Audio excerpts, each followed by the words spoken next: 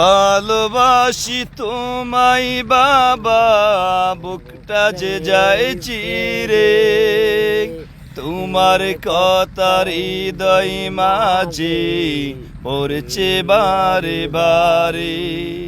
মামা করছেন আমি বুকটা চিরে দেখি রে তোরা, বুকের কিছু নাই সীমানায়। কোথায় করছেন ভালোবাসি